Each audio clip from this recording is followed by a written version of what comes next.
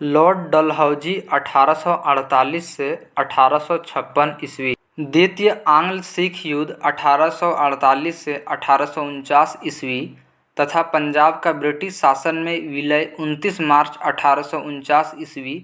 जगत प्रसिद्ध सिख राज्य का प्रसिद्ध हीरा कोहिनूर महारानी विक्टोरिया को भेज दिया गया। द्वितीय आंग्ल सिख युद्ध के दौरान 3 युद्ध लड़े गए। प्रथम रामनगर का युद्ध 16 नवंबर 1848 अन्यनिर्णीत। दूसरा चिलियावाला का युद्ध 13 जनवरी 1849 अन्यनिर्णीत। तीसरा युद्ध गुजरात चिनाब नदी के किनारे नामक स्थान पर 12 मार्च 1849 को हुआ, जिसमें सिख बुरी तरह पराजित हुए। डलहौजी ने सिक्किम पर 2 अंग्रेज डॉक्टरों के साथ दुर्व्यवहार का आरोप लगाकर सन 1850 ईस्वी में उस पर अधिकार कर लिया। 1852 ईस्वी में एक इनाम कमीशन की स्थापना की गई। इसका उद्देश्य भूमिकर रहित जागीरों का पता करके उन्हें छीनना था।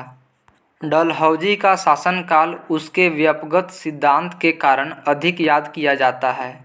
इस नीति के तहत अंग्रेजी साम्राज्य में विलय किए गए राज्य थे।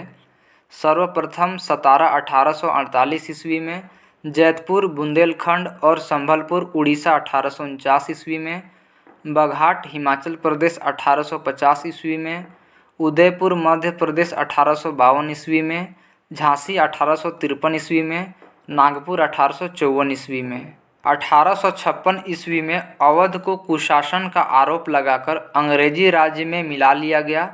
उस समय अवध का नवाब वाजिद अली शाह था।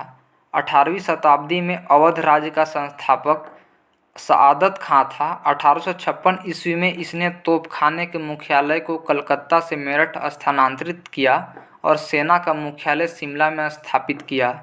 शिक्षा संबंधी सुधारों में डलहौजी ने 1854 ईस्वी के वुड डिस्पैच को लागू किया। इसके अनुसार जिलों में एंग्लो वर्नाक्यूलर स्कूल, प्रमुख नगरों में सरकारी कॉलेजों तथा लॉर्ड कैनिंग के समय में 1857 ईस्वी में तीनों प्रेसिडेंसियों कलकत्ता, मद्रास एवं बम्बई में एक विश्वविद्यालय स्थापित किए गए एवं साथ ही प्रत्येक प्रदेश में एक शिक्षा निदेशक नियुक्त किया गया। डलहौजी को भारत में रेलवे का जनक माना जाता है।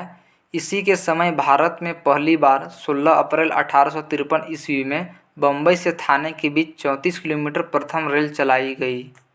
सन 1854 ईस्वी में नया पोस्ट ऑफिस एक्ट पारित हुआ और भारत में पहली बार डाक टिकट का प्रचलन प्रारंभ हुआ। इसने पृथक रूप से भारत में पहली बार सार्वजनिक निर्माण विभाग की स्थापना की। इसने सन 1854 ईस्वी में एक स्वतंत्र विभाग के रूप में लोक सेवा विभाग की स्थापना की। इसी के समय में 1853 ईस्वी में कलकत्ता एवं आगरा के बीच पहली बार बिजली से संचालित तार सेवा शुरू हुई। इसने शिमला को ग्रीष्मकालीन राजधानी बनाया।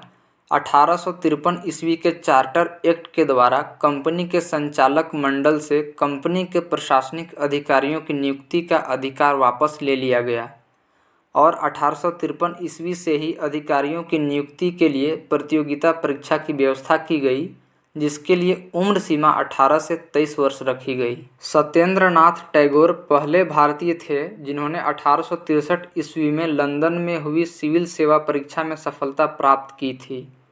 1922 ईस्वी में इलाहाबाद भारत एवं लंदन दोनों स्थानों पर साथ साथ सिविल सेवा परीक्षा का आयोजन किया जाने लगा।